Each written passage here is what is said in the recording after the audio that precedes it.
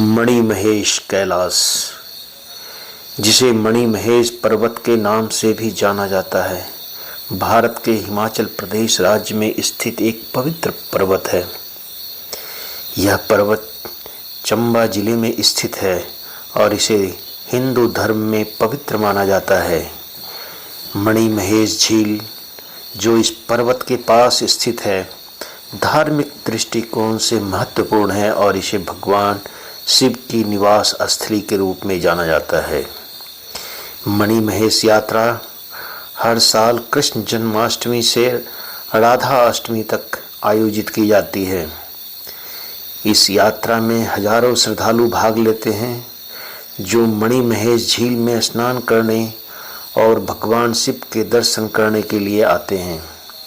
यह यात्रा अत्यंत कठिन मानी जाती है, क्योंकि इस मार्ग पर प्राकृतिक चुनौतियों का सामना करना पड़ता है। मणिमहेश यात्रा के दौरान भक्तगण पवित्र झील तक पहुंचते हैं, जहां वे शिवलिंग के रूप में मणिमहेश पर्वत की पूजा करते हैं। माना जाता है कि इस झील में स्नान करने से व्यक्ति के पापों का नाश होता है और उसे मोक्ष की प्राप्ति होती है। मणिमहेश कैलाश की तुलना तिब्बत में स्थित कैलाश पर्वत से की जाती है, जिसे भगवान शिव का असली निवास माना जाता है। धार्मिक मान्यताओं के अनुसार मणिमहेश पर्वत भगवान शिव के निवास स्थान के रूप में सम्मानित है और इसे छोटा कैलाश भी कहा जाता है। इस यात्रा का महत्व, मणिमहेश यात्रा का हिंदू धर्म में बहुत ही महत्वपूर्ण धार्मिक और आध्यात्मिक महत्व है। यह यात्रा भगवान शिव को समर्पित है और इसे हिमाचल प्रदेश के चंबा जिले में स्थित मणिमहेश पर्वत और झील के लिए की जाती है। इस यात्रा का महत्व हम इस प्रकार समझ सकते हैं। भगवान शिव की उपासना। मणिमहेश पर्वत को भगवान शिव का निवास स्थान माना जाता है। इस यात्रा के दौरान भक्तगण भगवान शिव की आराधना करते हैं और मणिमहेश झील में स्नान करते हैं। शिवलिंग के रूप में पर्वत की पूजा करने से भक्तों को भगवान शिव का आशीर्वाद प्राप्त होता है। ऐसा माना जाता है कि मणिमहेश झील में स्नान करने से व्यक्ति के सभी पाप धुल जाते हैं और उसे मोक्ष की प्राप्ति होती है। इस विश्वास के कारण हर साल श्रद्धालु यहाँ स्नान करने के लिए आते हैं। मणिमहेश यात्रा कृष्ण जन्माष्टमी से राधा अष्टमी तक आयोजित की जाती है। यह समय धार्मिक उत्सवों और आध्यात्मिक साधना का होता है, जिसमें भक्तगण भगवान शिव की विशेष पूजा अर्चना करते हैं। आध्यात्मिक अनुभव। मणिमहेश यात्रा को कठिन और चुनौतीपूर्ण माना जाता है, जो भौतिक और आध्यात्मिक दोनों स्तर पर साधकों के लिए एक परीक्षा होती है। यात्रा के दौरान पहाड़ों और कठिन रास्तों को पार करना एक आध्यात्मिक अनुभव के रूप में देखा जाता है, जो आत्मिक शुद्धि और ध्यान की स्थिति को बढ़ाता है। प्रकृति और धर्म का संगम। मणिमहेश यात्रा का मार्ग प्राकृतिक सौंदर्य से भरपूर है। पर्वतों, नदियों और झीलों के बीच से गुजरते हुए भक्तगण प्रकृति के साथ एक गहरा संबंध महसूस करते हैं, जो उनके धार्मिक अनुभवों को और भी गहन और प्रगाढ़ बनाता है। कुल मिलाकर मणिमहेश यात्रा आस्था, भक्ति और आध्यात्मिक शांति के लिए एक महत्वपूर्ण साधन है। यह यात्रा न केवल धार्मिक दृष्टिकोण से महत्वपूर्ण है, बल्कि यह मानव जीवन से आध्यात्मिक और नैतिक विकास के लिए भी एक महत्वपूर्ण अवसर प्रदान करता है। मणिमहेश यात्रा के लिए किन किन बातों का ध्यान रखें? जो लोग पहली बार यात्रा कर रहे हैं, मणिमहेश यात्रा एक पवित्र और चुनौतीपूर्ण यात्रा है, जो कठिन भौगोलिक परिस्थितियों से की जाती है। इस यात्रा के दौरान कुछ महत्वपूर्ण बातों का ध्यान रखना अत्यंत आवश्यक हो जाता है ताकि यात्रा सुरक्षित और सुखद हो सके। यहाँ कुछ महत्वपूर्ण बातें जिसमें मैं ध्यान आकर्षित करना चाहूँगा। शारीरिक तैयारी। मणिमहेश यात्रा कठिन ट्रैकिंग की श्रेणी में आती है, इसलिए इस यात्रा पर जाने से पहले शारीरिक रूप से तैयार रहना अत्यावश्यक है। नियमित व्यायाम, विशेषकर चलने और चढ़ाई करने के अभ्यास से सहन शक्ति बढ़ती है। यात्रा से पहले लंबी दूरी तक चलने का अभ्यास करें और ट्रैकिंग के लिए खुद को तैयार करें। मौसम की जानकारी। मणिमहेश यात्रा के दौरान मौसम अचानक बदल जाता है। भारी बारिश, ठंड और बर्फबारी की संभावना बनी रहती है, इसलिए गर्म कपड़े, रेनकोट और पानी रोधी जूते अवश्य साथ लेकर जाएं। यात्रा शुरू करने से पहले मौसम की पूर्वानुमान की जानकारी लें और उसी अनुसार अपनी यात्रा की योजना बनाएं। मणिमहेश यात्रा के दौरान कुछ आवश्यक सामान जो आपके पास अवश्य होने चाहिए। गर्म कपड़े, विंडशील्ड जैकेट, पानी रोधी जूते, दस्ताने, टोपी, सनग्लास, सनस्क्रीन और फर्स्ट एड किट अपने साथ रखें। इसके अलावा कुछ ज़रूरी सामान जैसे टॉर्च, बांस की लाठी, सामान्य सा रेनकोट आपके पास अवश्य होने चाहिए। हो सके तो आप एक छाता भी साथ में रखें। खाने पीने के लिए हल्के और ऊर्जा देने वाले स्नैक्स जैसे ड्राई फ्रूट्स, चॉकलेट और पानी की बोतल को साथ लेना न भूलें। एक बैकपैक जिसमें ज़रूरी सामान हो लेना ताकि इससे चलने में आसानी हो। सभी सामान को बैकपैक में रख लें। स्वास्थ्य जांच। मणिमहेश यात्रा की ऊंचाई और कठिनाई के कारण यात्रा पर जाने से पहले डॉक्टर से सलाह अवश्य लें। खासकर यदि आपको कोई स्वास्थ्य समस्या है तो सोच समझकर या पूरी तरह से रिकवर होने के बाद ही यात्रा शुरू करें। ऊंचाई पर होने वाली बीमारियों से बचने के लिए दवाई को साथ रखें और यात्रा के दौरान अपने स्वास्थ्य का विशेष ध्यान रखें। यात्रा के लिए परमिट की व्यवस्था और सुरक्षा के दृष्टिकोण से सरकार ने ऑनलाइन रजिस्ट्रेशन की व्यवस्था की है। मणिमहेश यात्रा के लिए आवश्यक अनुमति और रजिस्ट्रेशन करवाना आवश्यक है। यह सुनिश्चित करें कि आप सुरक्षा उपायों का पालन करें और प्रशासन द्वारा जारी निर्देशों का पालन करें। किसी स्थानीय गाइड या अनुभवी व्यक्ति की सहायता लें ताकि यात्रा के मार्ग में कोई समस्या ना हो। यात्रा के दौरान धार्मिक अनुष्ठानों और पूजा पाठ का विशेष ध्यान रखें। यह यात्रा एक धार्मिक यात्रा है। किसी भी यात्रा से इस यात्रा की तुलना करना हमारे लिए सही नहीं होगा, इसलिए शिष्टाचार और धर्म का पालन करें। यात्रा के दौरान मणिमहेश झील में स्नान करते समय धार्मिक परंपराओं और नियमों का अवश्य पालन करें। समय का प्रबंधन अवश्य करें। यात्रा को अच्छी तरह से प्लान करें और समय का ध्यान रखें। जल्दी शुरू करें ताकि आप सुरक्षित रूप से अपने गंतव्य तक पहुंच सकें। सामान्यतः सुबह 7 बजे से पहले, 5 बजे के बाद और 7 बजे से पहले यात्रा शुरू करना सबसे उपयुक्त होता है। अगर आप में सामर्थ्य है तो आप 2/3 से ज़्यादा चढ़ाई आप एक पहले दिन ही पूरा कर सकते हैं।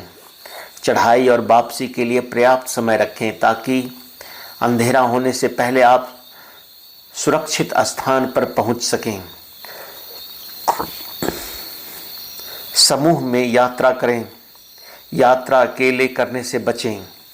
समूह में यात्रा करना ज़्यादा सुरक्षित और सुविधाजनक होता है।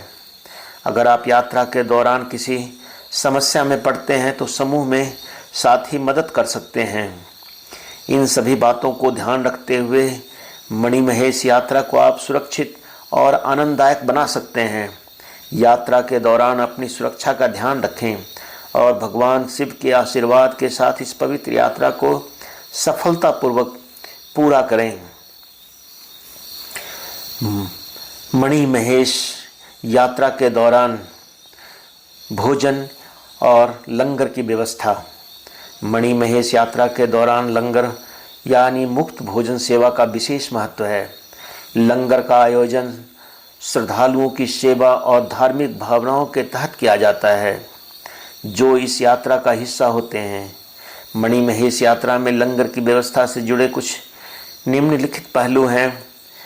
धार्मिक भावना और सेवा। लंगर एक धार्मिक और सामाजिक सेवा है जिसमें भक्तगण यात्रा के दौरान आने वाले श्रद्धालुओं के लिए भोजन की व्यवस्था करते हैं। यह सेवा निःशुल्क होती है और इसे प्रेम, भक्ति और समर्पण के साथ किया जाता है। यात्रा के दौरान पूरे रास्ते मणिमहेश यानी हड़सर से 20 से 25 किलोमीटर पहले से लंगर की व्यवस्था दोनों सड़क के किनारे थोड़ी थोड़ी दूर पर शुरू हो जाती है। लंगर में किसी भी जाति, धर्म या सामाजिक पृष्ठभूमि का भेदभाव नहीं होता है। सभी यात्रियों को समान रूप से भोजन प्रदान किया जाता है जिससे सामूहिकता और भाईचारे की भावना प्रबल होती है। मणिमहेश यात्रा के कुछ प्रमुख स्थान जैसे चंबा, चंबा से आगे भरमौर, भरमौर से आगे हड़सर, हड़सर से आगे धनछो, धनछो से आगे गौरीकुंड आदि पर लंगर लगाए जाते हैं। ये सभी स्थान यात्रियों के आराम करने के लिए भी महत्वपूर्ण होते हैं क्योंकि यहाँ वे भोजन कर सकते हैं और आगे की यात्रा के लिए ऊर्जा प्राप्त कर सकते हैं। लंगर की व्यवस्था विभिन्न धार्मिक संगठनों, स्थानीय समुदाय और श्रद्धालुओं द्वारा की जाती है। इसमें स्थानीय ग्रामीण भी सक्रिय रूप से भाग लेते हैं। भोजन की तैयारी और वितरण। लंगर में साधारण और सात्विक भोजन तैयार किया जाता है जो ज़्यादातर दाल, चावल, सब्जी, रोटी, खीर, मिठाई, भोजन आदि से बना होता है। भोजन को धार्मिक मान्यताओं के अनुसार तैयार किया जाता है जिसमें शुद्धता और स्वच्छता का विशेष ध्यान रखा जाता है। लंगर में भोजन वितरण की प्रक्रिया सुव्यवस्थित होती है जिसमें स्वयं सेवक या सेवा करने वाले सेवादार श्रद्धालुओं को भोजन परोसते हैं। सभी को एक पंक्ति में बिठाकर भोजन कराया जाता है जिससे अनुशासन और समर्पण की भावना बढ़ती है। आध्यात्मिक और सामाजिक महत्व। लंगर में भोजन करना न केवल शारीरिक भूख को शांत करता है बल्कि यह आत्मिक तृप्ति का भी अनुभव कराता है। इसे सेवा, भक्ति और ईश्वर की कृपा के रूप में देखा जाता है। लंगर के माध्यम से समाज में सहयोग, एकता और समर्पण की भावना विकसित होती है। यह परंपरा सिख धर्म से प्रेरित है लेकिन मणिमहेश यात्रा में इसका व्यापक रूप से पालन होता है। सहायता और सहयोग। लंगर के संचालन के लिए कई लोग आर्थिक और भौतिक योगदान करते हैं। कुछ लोग अपनी सेवाओं के माध्यम से तो कुछ लोग दान के रूप में मदद करते हैं। लंगर के लिए सामग्री जैसे अनाज, मसाले, घी, सब्जी, तेल आदि अन्य खाद्य पदार्थ यात्रा के आरंभ से पहले ही संगठित और एकत्रित कर लिए जाते हैं ताकि यात्रा के दौरान किसी प्रकार की कोई कठिनाई न हो।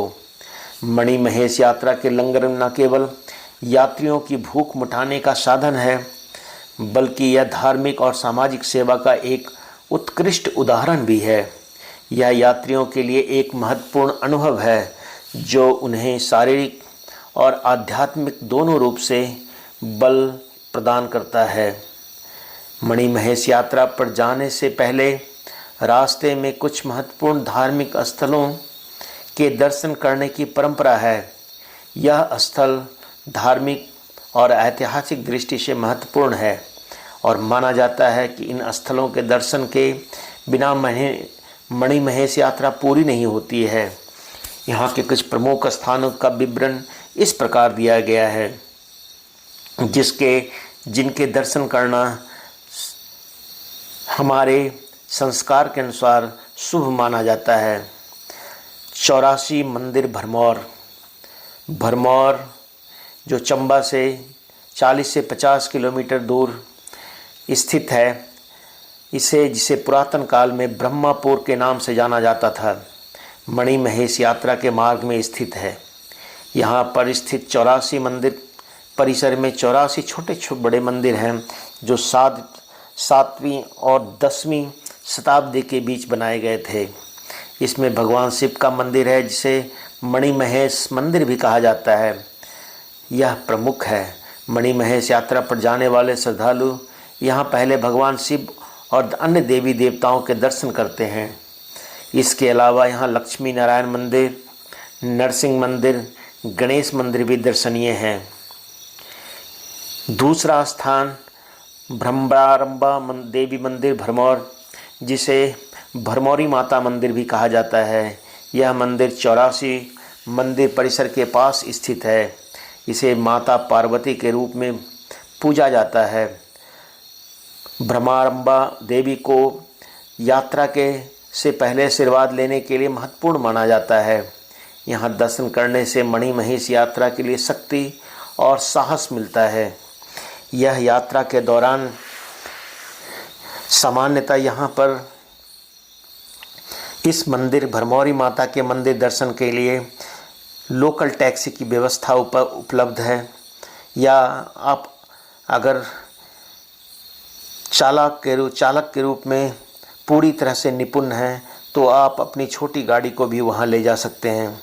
यह करीब सड़क से 5 से 6 किलोमीटर ऊपर स्थित है। कई लोग यहाँ मंदिर में दर्शन के लिए पैदल यात्रा भी करते हैं और रास्ते में सड़क की अच्छी व्यवस्था है।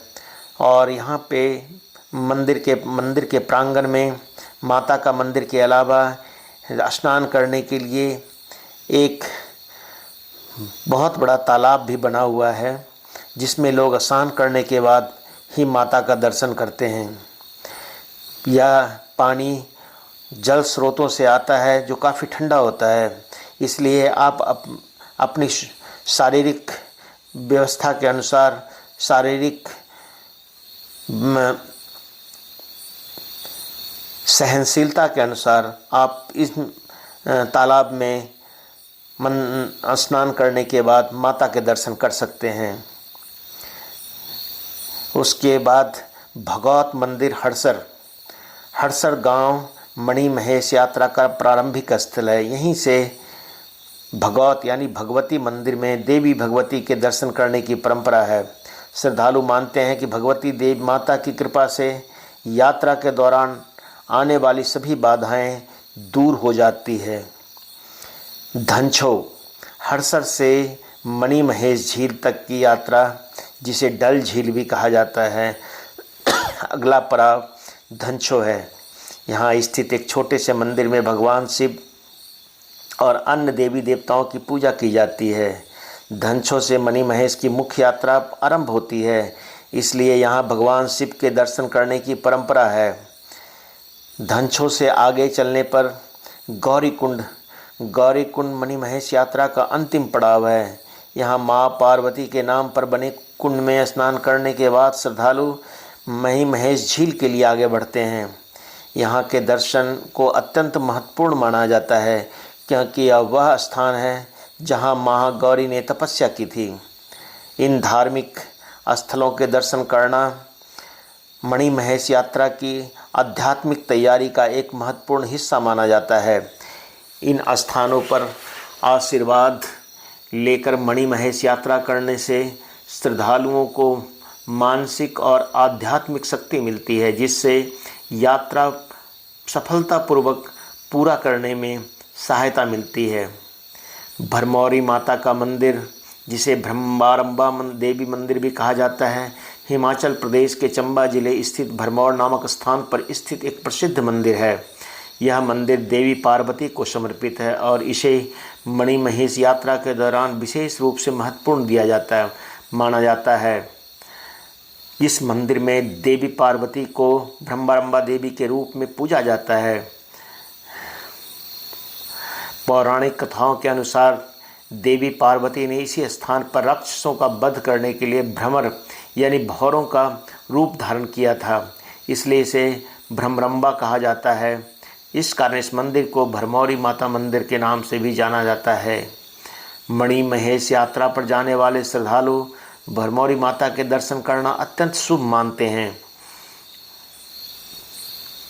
यह माना जाता है कि भरमौरी माता के आशीर्वाद के बिना मणिमहेश यात्रा अधूरी है। यात्रा के दौरान भक्तगण यहाँ आशीर्वाद लेकर आगे की यात्रा शुरू करते हैं।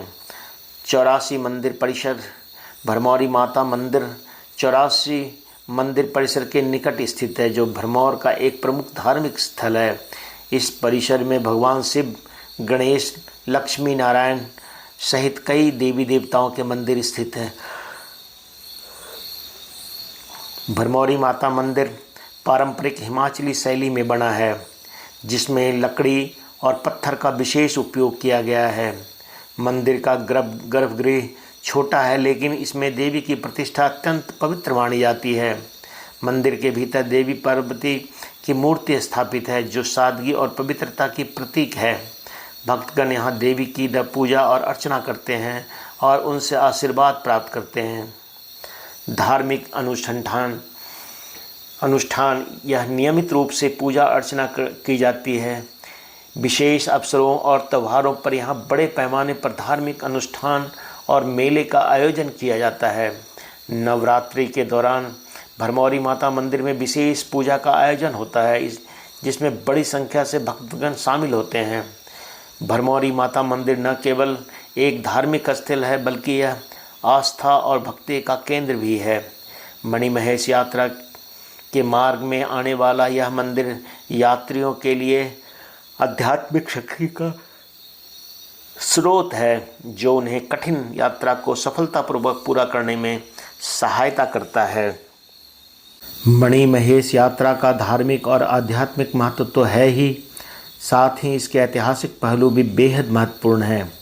यह यात्रा प्राचीन काल से चली आ रही है और इसे कई धार्मिक, सांस्कृतिक और ऐतिहासिक संदर्भों में देखा जा सकता है।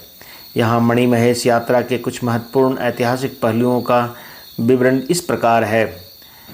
मणिमहेश यात्रा का उल्लेख प्राचीन हिंदू ग्रंथों में और पुराणों में मिलता है।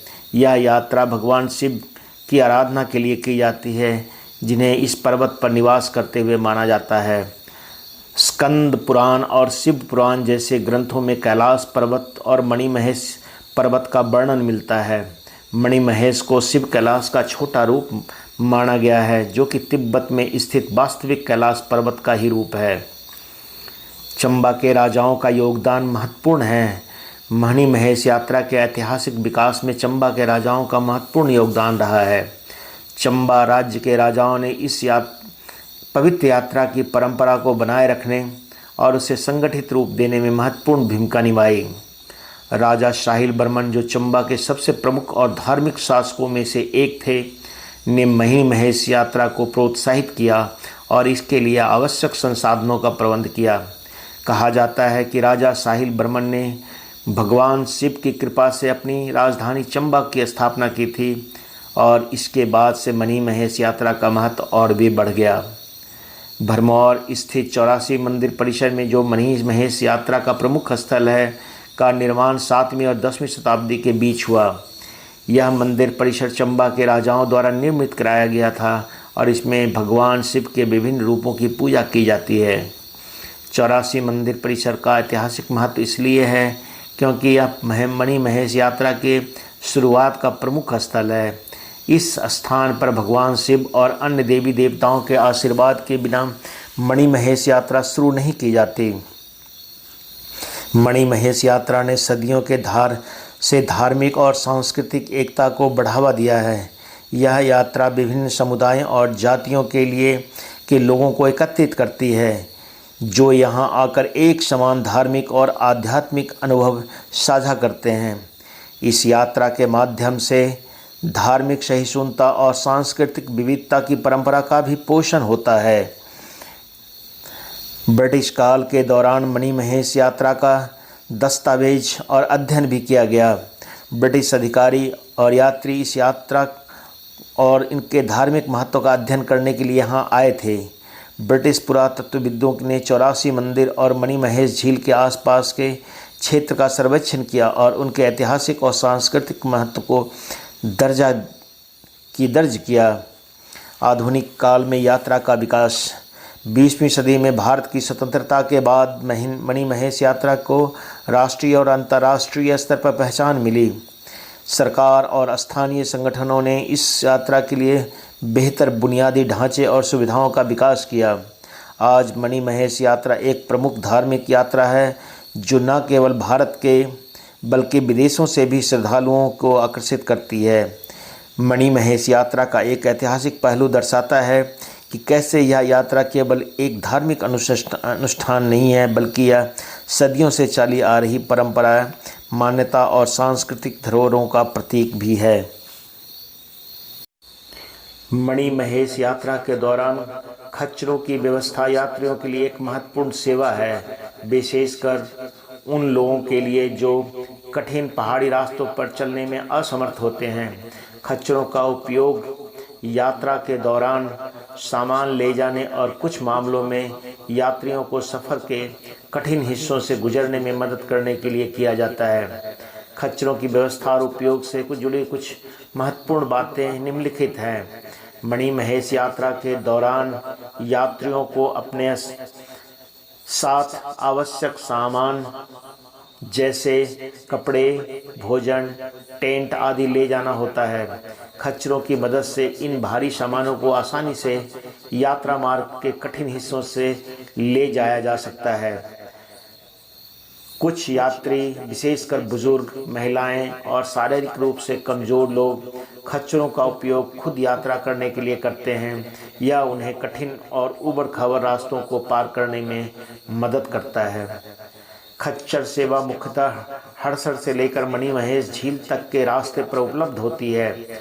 हड़सर मणि महेश यात्रा का शुरुआती बिंदु है जहां से खच्चरों की व्यवस्था की जा सकती है। स्थानीय लोग, जिन्हें पोनी वाले कहा जाता है, खच्चरों की सेवा प्रदान करते हैं।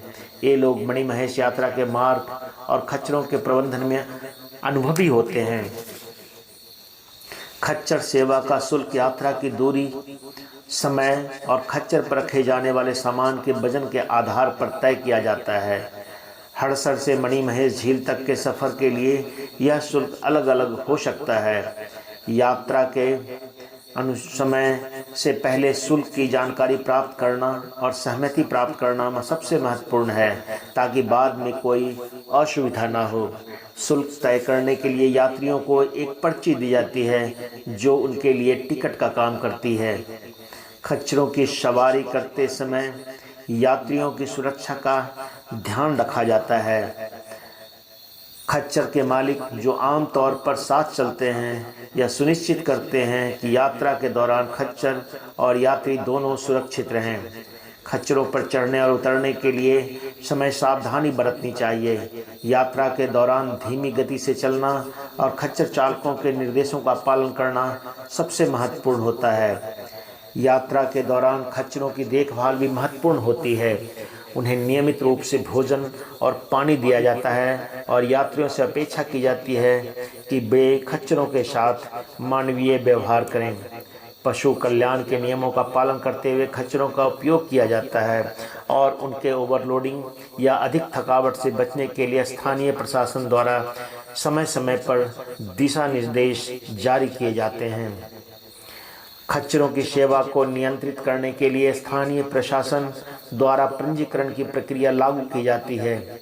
यह सुनिश्चित करता है कि सेवा का सही तरीके से उपयोग हो और यात्रियों को किसी प्रकार की असुविधा का सामना न करना पड़े। मणिमहेश यात्रा के दौरान प्रशासन खच्चरों के संचालकों को निर्देश देता है कि वे यात्रियों की सुरक्षा और सुविधा का विशेष ध्यान रखें। खच्चरों का उपयोग करते समय पर्यावरण की सुरक्षा का भी ध्यान रखना आवश्यक है।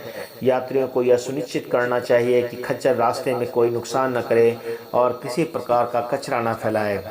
खच्चरों की यह सेवा मणिमहेश यात्रा को अधिक सुलभ बनाती है, विशेषकर उन लोगों के लिए जो कठिन पहाड़ी रास्तों पर चलने में असमर्थ होते हैं।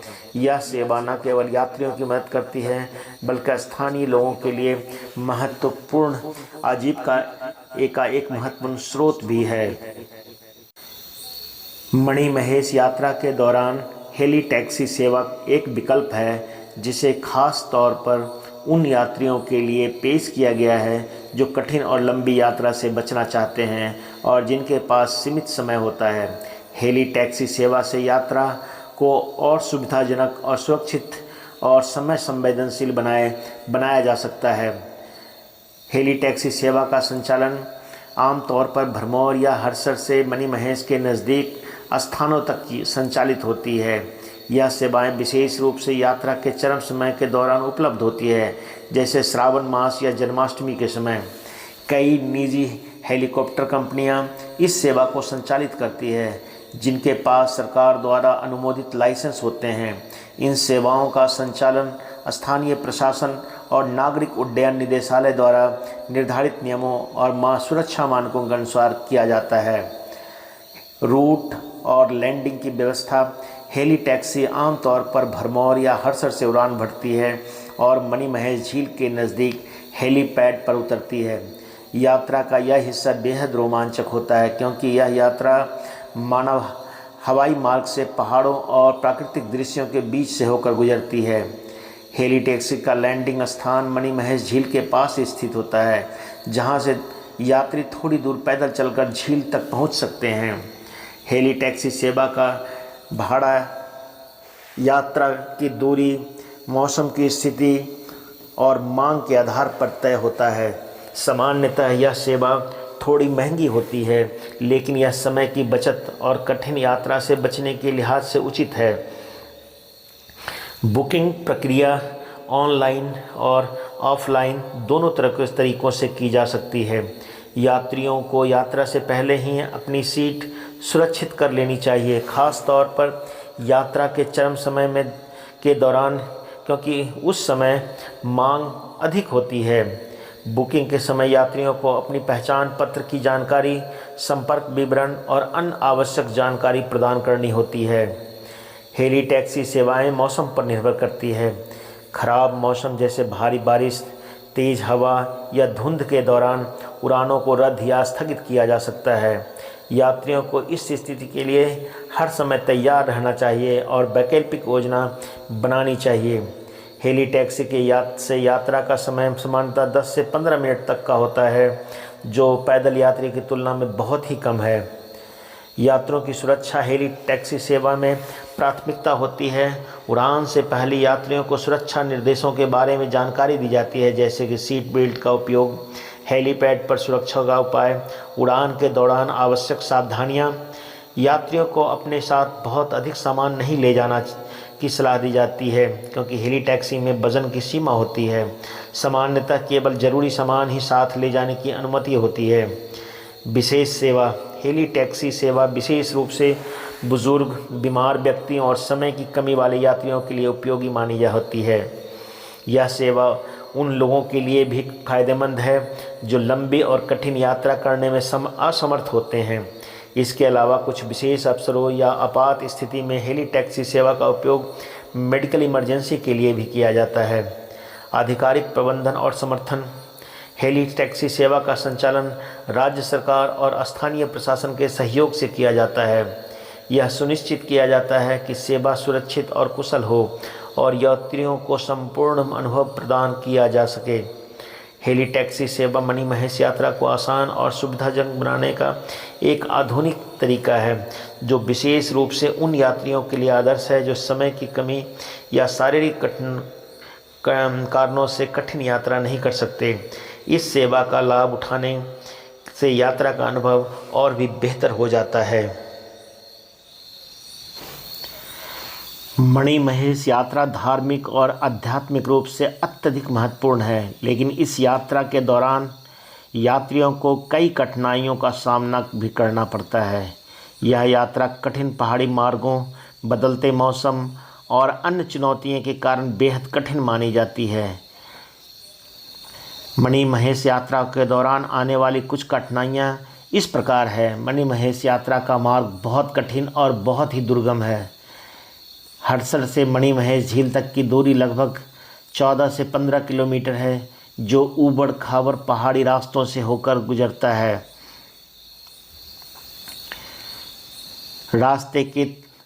रास्ते में तीव्र चढ़ाई, तीखी चढ़ाई, पत्थरों और कीचड़ों से भरे रास्ते और संकरी पथ यात्रियों के लिए मुश्किल पैदा कर सकते हैं। खास तौर पर बुजुर्ग, बच्चे और शारीरिक रूप से कमज़ोर लोगों के लिए यह यात्रा काफ़ी कठिन हो सकती है। मणि महेश यात्रा के दौरान मौसम अत्यधिक अप्रत्याशित हो सकता है। तेज़ हवाएं, अचानक बारिश और ठंडक यात्रियों को मुश्किल में डाल सकती है। ऊंचाई पर स्थित मणि महेश झील पर तापमान काफ़ी कम हो सकता है, जिससे ठंड से संबंधित समस्याएं जैसे हाइपोथर्मिया हो सकती है। इसके अलावा ऊंचाई पर ऑक्सीजन की कमी भी महसूस हो सकती है, जो कुछ यात्रियों के लिए स्वास्थ्य समस्याएं उत्पन्न कर सकती है। ऊंचाई के कारण ऑक्सीजन की कमी और कम तापमान से यात्रियों को सिर दर्द, सांस लेने में कठिनाई और थकावट जैसी समस्या का सामना करना पड़ सकता है। इसे ऊंचाई पर होने वाली बीमारी एक्यूट माउंटेन सिकनेस भी कहा जाता है। यात्रा के दौरान पानी की कमी और निर्जलीकरण, डिहाइड्रेशन भी एक बड़ी समस्या हो सकती है, इसलिए यात्रियों को पर्याप्त पानी पीने की सलाह दी जाती है। यात्रा मार्ग में खच्चरों या हेली टैक्सी जैसी सेवाएं उपलब्ध है, लेकिन उनका उपयोग करना महंगा हो सकता है और कभी कभी ये सेवाएं मौसम या अन्य कारणों से उपलब्ध नहीं भी हो सकती है। पैदल यात्रा के दौरान आवश्यकता अनुसार विश्राम करने के लिए पर्याप्त स्थान न मिलना भी एक समस्या हो सकती है। कई बार यात्रियों को भीड़ भाड़ के कारण ठहरने के लिए जगह ढूंढने में काफ़ी कठिनाई होती है। मणि महेश यात्रा मार्ग में पर बुनियादी सुविधाओं की कमी है। रास्ते में पर्याप्त शौचालय नहीं हैं, चिकित्सा सुविधाएं सीमित हैं और सुरक्षित पानी का भी अभाव होता है, जो यात्रियों के लिए असुविधाजनक हो सकता है। कई बार भोजन और रहने की व्यवस्था भी सीमित होती है, जिससे यात्रा के दौरान यात्रियों को कठिनाइयों का सामना करना पड़ता है। यात्रा के दौरान ज़रूरी सामान जैसे गर्म कपड़े, दवाई, भोजन साथ में ले जाना आवश्यक है, क्योंकि रास्ते में इन चीज़ों की उपलब्धता सीमित हो सकती है। भारी बैग या सामान को साथ ले जाने से भी थकावट बढ़ सकती है, इसलिए हल्का और ज़रूरी सामान ही साथ ले जाने की सलाह दी जाती है। मणि महेश यात्रा के समय खासकर धार्मिक उत्सवों जैसे जन्माष्टमी और शिवरात्रि के दौरान यात्रा मार्ग पर भारी भीड़ होती है, जिससे दुर्घटनाओं और भीड़ से संबंधित सुरक्षा समस्याओं का खतरा बढ़ सकता है। भीड़ भाड़ के कारण यात्रियों को विश्राम स्थलों, खाने पीने की जगहों और रात में ठहरने की जगह खोजने में भी दिक्कत होती है। यात्रा मार्ग में पर्यावरण समस्याएं जैसे कचरा का प्रदूषण भी एक गंभीर समस्या बन रही है। यात्रियों द्वारा यात्रा मार्ग पर छोड़ा गया कचरा पर्यावरण को नुकसान पहुंचाता है। इसके अलावा खच्चरों का उपयोग करने से भी रास्तों पर कीचड़ और गंदगी फैलती है, जिससे पैदल चलने में कठिनाई होती है। मानसिक और शारीरिक थकावट यात्रा में कठिन मार्ग, ऊंचाइयों पर चलना, बदलते मौसम के कारण मानसिक और शारीरिक थकावट होना स्वाभाविक है। इसके लिए मानसिक तैयारी और शारीरिक फिटनेस आवश्यक है। यात्रियों को यात्रा के दौरान धैर्य और संयम बनाए रखने की आवश्यकता होती है, क्योंकि यह यात्रा न केवल शारीरिक बल्कि मानसिक दृढ़ता की भी परीक्षा लेती है। मणि महेश यात्रा के दौरान आने वाली इन कठिनाइयों के बावजूद यह यात्रा एक आध्यात्मिक, पुण्यदायी और आध्यात्मिक अनुभव प्रदान करता है। सही तैयारी, सावधानी और मानसिक दृढ़ता के साथ इन चुनौतियों का सामना किया जा सकता है, जिससे यह यात्रा एक यादगार और सफल अनुभव बन सकती है।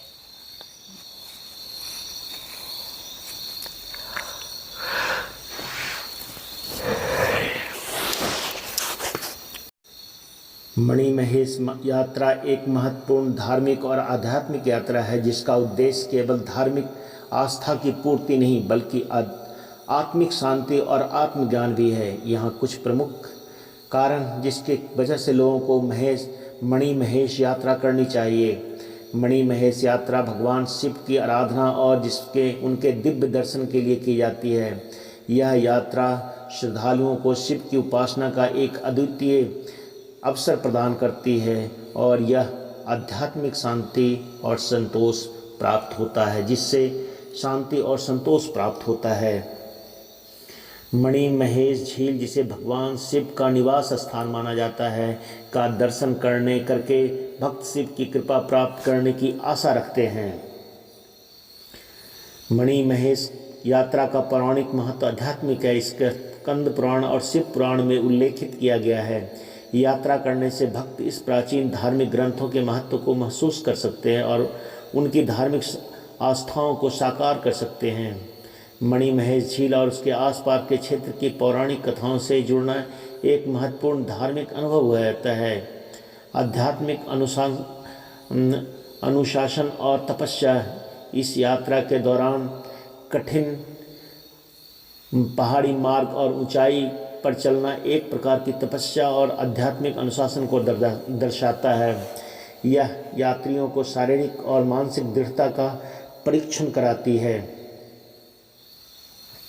यात्रा का कठिन मार्ग और प्रतिकूल मौसम से गुजरने से भक्ति और तपस्या की भावना को और अधिक मजबूत किया जाता है।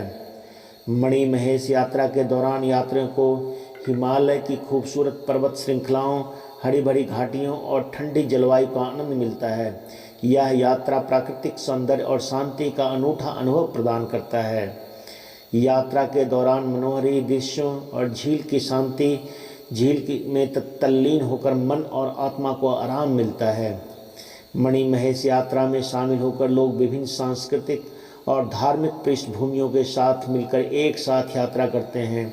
यह यात्रा एक सामुदायिक भावना को प्रोत्साहित करती है और विभिन्न धार्मिक समुदायों के बीच भाईचारे और सहयोग की भावना को बढ़ाता है। यात्रा के दौरान स्थानीय संस्कृति, परंपरा और रीति रिवाज को जानने और समझने का अवसर मिलता है। यात्रा के दौरान कठिनाइयों का सामना करने से आत्मसंयम, धैर्य और आत्मविश्वास बढ़ता है। यह व्यक्तिगत विकास और आत्मज्ञान की दिशा में एक महत्वपूर्ण कदम हो सकता है। कठिन मार्ग और भौतिक चुनौतियों के बावजूद यात्रा को सफलतापूर्वक पूरा करने से आत्ममूल्य की भावना और व्यक्तिगत संतोष प्राप्त होता है। मणि महेश यात्रा धार्मिक कर्तव्य और पुण्य के रूप में भी देखी जाती है। श्रद्धालु मानते हैं कि इस यात्रा से धार्मिक फल और पुण्य प्राप्त होता है, जो उन्हें जीवन के अन्य पहलुओं से भी अधिक लाभ पहुंचाता है। यह यात्रा धार्मिक अनुष्ठानों और पूजा पाठ का एक महत्वपूर्ण हिस्सा है, जिसे पूरा करने से भक्ति को धार्मिक आस्था की सिद्धि और मोक्ष की प्राप्ति की आशा होती है। मणिमहेश यात्रा धार्मिक आस्था, आध्यात्मिक खोज एवं व्यक्तिगत विकास का एक अद्वितीय संगम मिश्रण प्रदान करती है। यह यात्रा उन लोगों के लिए विशेष रूप से आर्थिक सार्थक होती है जो भगवान शिव की उपासना और हिमालय के पवित्र भूमि को दर्शन करना चाहते हैं। यात्रा के दौरान प्राप्त अनुभव और आशीर्वाद के आधार पर लोग अपनी यात्रा की आवृत्ति तय करते हैं। मणिमहेश यात्रा कितनी बार करनी चाहिए, यह पूरी तरह से व्यक्तिगत आस्था, शारीरिक स्थिति और जीवन की परिस्थितियों पर निर्भर करता है। कुछ भक्त इसे हर साल करना पसंद करते हैं, जबकि अन्य इसे जीवन में एक बार या विशेष अवसरों पर भी करना चाहते हैं। महत्वपूर्ण यह है कि यात्रा करने के दौरान श्रद्धा, भक्ति और मानसिक तैयारी सही हो ताकि यात्रा का अनुभव आध्यात्मिक रूप से सार्थक हो सके। इस यात्रा के दौरान हमने बहुत सारी कठिनाइयाँ, शारीरिक, मानसिक और प्राकृतिक रूप से कई कठिनाइयों को मैंने अपने खुद अनुभव किया है। मैंने यह पाया है कि यह यात्रा इतनी आसान नहीं है जितनी लोग इसे समझते हैं।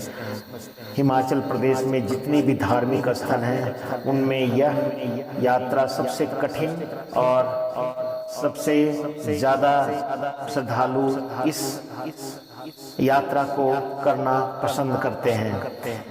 यहाँ यात्रियों की भीड़ पूरे रास्ते में देखी जा सकती है। रास्तों से यहाँ श्रद्धालु खास करके 2 से 3 गलतियाँ अवश्य करते हैं। रास्तों से भटकना, शॉर्टकट रास्ता अपनाना या इस तरह की किस समय यात्रा को प्रारंभ करें, कि कब तक यात्रा करें, ये बात हर समय ध्यान में रखनी चाहिए। बदलते मौसम के अनुसार अपनी यात्रा को आप नियमित कर सकते हैं। रास्ता बहुत कठिन हो तो खास करके जब आप यात्रा की शुरुआत करते हैं और पहाड़ी रास्तों से होकर गुजरते हैं तो यह एक अलग अनुभव होता है। पैरों में वैसे तो जूता लोग पहनकर चलते हैं, कई श्रद्धालु खुले पैर भी चलते हैं। अगर रास्ता प्रकाश की व्यवस्था नहीं होने पर यह रास्ता रात में करना ज़्यादा मुश्किल होता है। रात के समय को यात्रा के दौरान ना ही यात्रा करें तो यह ज़्यादा अच्छा होगा। खास करके जब दर्शन हो जाने के बाद यात्री जब वापस हडसर की तरफ आने लगते हैं तो उन्हें कुछ बातों को ध्यान अवश्य रखना चाहिए। खासकर यह सुनिश्चित करें कि हमें आज ही हडसर पहुंचना है तो समय ज़्यादा व्यर्थ ना करें। रास्ते में कोशिश करें धीरे और नियमित रूप से चलते रहें। रास्ता मेरा यह अनुभव है कि कभी भी तेज चलने से जो दूरी है वो रास्ता है वो कटता नहीं है। आप संयम के साथ नियमित रूप से एक समान चाल के अनुसार आप चलते रहें तो यह जो दूरी है बहुत आसानी से काटा जा सकता है। अगर कभी कभी रास्ते में इतनी ज़्यादा बारिश हो जाती है कि मिट्टी की ऐसी बनावट होने के कारण फिसलन की समस्या बहुत मुश्किल हो जाती है और एक एक कदम रखना भी मुश्किल हो जाता है। इसलिए जब आप लौटते समय इस बात का अवश्य ध्यान रखें कि रास्ते में समय से नीचे या हडसर पहुंच जाएं, अन्यथा रास्ते में आपको काफ़ी कठिनाइयों का सामना करना पड़ सकता है। बहुत लोग मोबाइल टॉर्च का इस्तेमाल करते हैं। रास्ते में वैसे तो चार्जिंग की व्यवस्था कई लंगर में या जहाँ ठहरने की व्यवस्था होती है वहाँ होती है, लेकिन फिर भी मोबाइल आपके लिए उतना ज़्यादा प्रकाश या रास्ता दिखाने के लिए उतना उपयुक्त नहीं होता है। इसलिए रास्ते में ज़रूर टॉर्च लेकर चलें। कुछ भी लेकर चलें या नहीं, रास्ते में आपको हर समय एक लाठी अवश्य रखनी चाहिए, चाहे चढ़ते समय चढ़ाई को जब हम दर्शन के लिए जाते हैं तब, और उतरते समय। ऐसा नहीं कि आपको उतरते समय आसानी होगी, लाठी बहुत एक तरह से सहारा आपका होता है। तो ये यात्रा मैंने पालमपुर से शुरू करके मणि महेश तक की थी, और इसी वर्ष 2024 में, और मैंने जो अपने अनुभव और इसके बारे में दिव्य दर्शन किए हैं वो आपके साथ साझा किया है। मेरा कहना है कि यात्रा कोई भी बड़ी या छोटी नहीं होती, यात्रा यात्रा होती है। दर्शन के लिए आप पूरी तरह से शारीरिक और मानसिक तरीके से तैयार होकर ही इस यात्रा को शुरुआत करें, लेकिन यह यात्रा को अन्य यात्राओं से तुलना ना करें। जैसे लोग वैष्णो माता की यात्रा या हिम चामुंडा की यात्रा को इससे तुलना करते हैं, वो बहुत अंतर है। ये जितनी भी यात्राएं, शायद कैलाश मानसरोवर या जो भी यात्रा लोग करते हैं, उनमें उन यात्राओं में एक अलग अनुभव है। 45 डिग्री एंगल पर बिल्कुल चढ़ाई है, कहीं रास्ते में समतल जगह आपको नहीं मिलेगी। इसलिए इस यात्रा का अनुभव मैं आपको शेयर कर रहा हूँ, लेकिन इस कष्ट में भी हमें भगवान शिव की ही आराधना करने का दिल करता है, और उन्होंने साक्षात हमें आत्मिक रूप से तृप्त किया। मणि महेश यात्रा की जय, मणि महेश यात्रा की जय। धन्यवाद।